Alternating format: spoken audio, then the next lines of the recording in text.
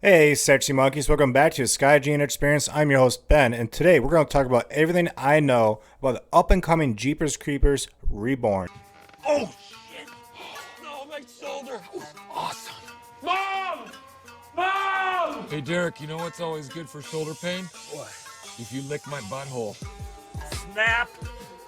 Well, if you're wondering when this movie is coming out on the restate, I'm going to let you guys know I have no fucking clue when this movie's coming out. It's supposed to come out this year. I have a good guess it will come out this year, which is good, but the date, no clue.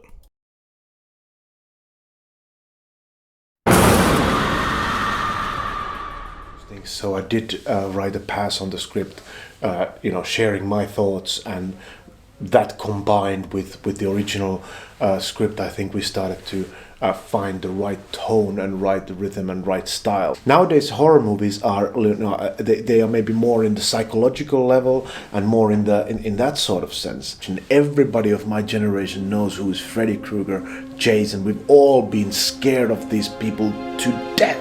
And I just want to bring some of that also, like that there is a creature, a mystical creature that hunts you. And then of course like bringing like what I think how we should treat the main villain, the creeper, like which direction we want to take it. Quite naturally becomes something that it has a tone that rings, hopefully modern days obviously, but also it had the influences you can track them pretty close back to those eras, and I think it's a good era to take that. We need to have that horror film which just gives you that thrill, scares, but relief, and also the ability to relieve that and sort of just had a fun experience in theaters. That's something that I miss, and I wanted to bring that with the Jeepers Creepers on the big screen. Looking over the casting on this on the International Movie Database, there's not one person I recognize in this movie. They're saying there is a special guest appearance from Dee Wallace. So, the chick that played on Cujo, and she was on Rob Zombie's Halloween, the remake. She was Laurie Strode's foster mom. So, besides that, I don't know anyone in this movie. It's all unknowns. The director's unknown, the writer's unknown. The Creeper. We have a new Creeper in this. Jonathan Beck that played Creeper 1, 2, and 3. He is not in this. We have a new Creeper, guys. New Creeper. This is the first horror script I've ever actually read. And I've never really branched into this genre before. So it was really interesting to see, and it was exciting. Each page was different, and the character goes through so much, and it just develops her.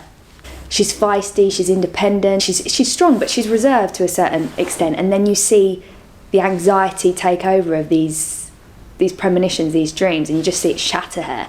It's something that happened in this town 23 years ago. And the closer she gets to the creeper, the realisation that she's been here before. I used to compete when I was younger in Taekwondo. A year later, I won the Commonwealths. Then I was a British champion for, I think it was about 12 years. So it was kind of history from there, really. There's so much stuff going on in the script, and there's so many great moments. But for me, as a person, when it comes to action, I'm like, yeah! So the question is this going to be involved with the first 3 movies? Is this a complete reboot? I still really don't know. It says Reborn, but what they're talking about is I saw in a photo the post puncher from Jeepers Creepers 2. I saw the post puncher, so that has to be involved. Some people say I've read online that this is gonna be a whole complete reboot, and now you're gonna deal with the first 3. Some saying this is part of the timeline, but this is the 23 years after the first 3 movies. So this is not going to be part of those 23 days, but it's the 23 years later part. That's all I know.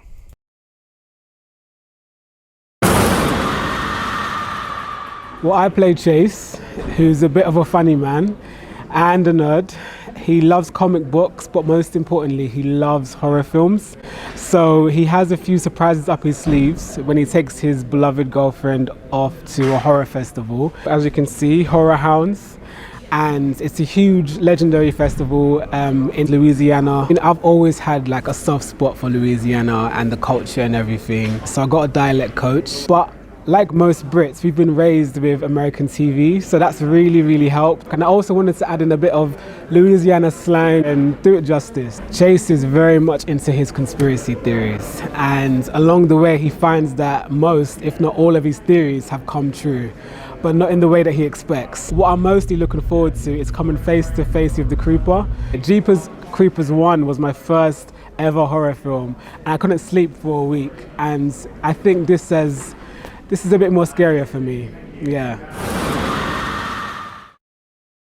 The plot goes, there's a group of people that go to Louisiana for this Horror Hound festival, kind of like a convention, and it attracts a bunch of diehard horror fans. And along this way, you have this girl that when she gets closer and closer to town, she starts getting like premonitions and visions of the creeper. And it's kind of like the girl, the blondie from Jeepers Creepers 2. It's like that. And then when they get closer to the location, I guess they summon him or he comes alive. But overall, they run into the creeper. Hey, I'm Peter Brook. I'm from Massachusetts in the United States. I play Shuriken Stu, who's a curious character. He's a bit of a loner. He's a hunter. He's not exactly the most social character, and a little bit suspicious. He's very proficient at hunting, specifically the shurikens, the little throwing blades. He is aware of the legend, and he certainly capitalizes on the legend. But when everything hits the fan, Stu has to come head to head, toe to toe with this legend, and with some amazing. I can't give it away, but some amazing results.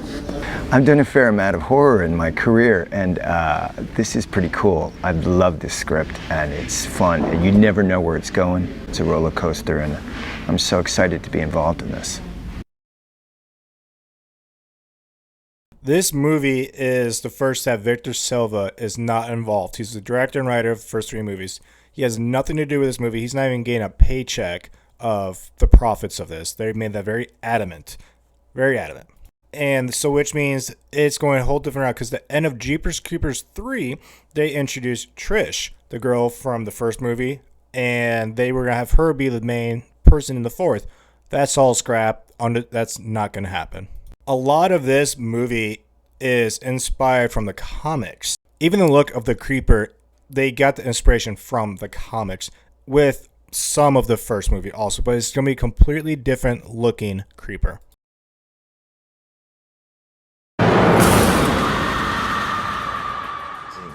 Because I remember Jeepers Creepers obviously from a kid.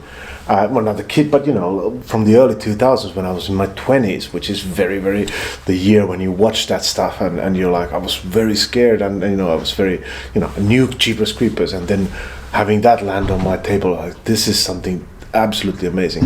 I mean, very practical way to look at the whole theme of rebirth or being reborn is comes obviously from the fact that we jump into an IP or a franchise that has already existed, and we want to give it a new life, a new rebirth, and it works also through the story of the film.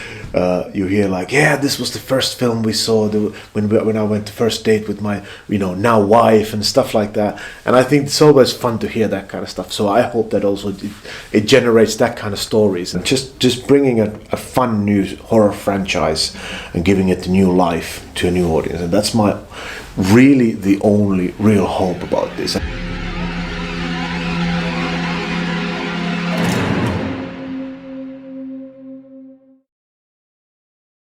I guess in this movie, there's supposed to be a bunch of dolls, and the dolls are reminiscence of the first 2 movies with, people that died.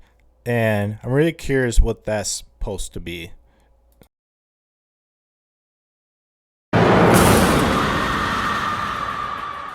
Well, I'm from Finland, so I live in Finland, and that's my home country.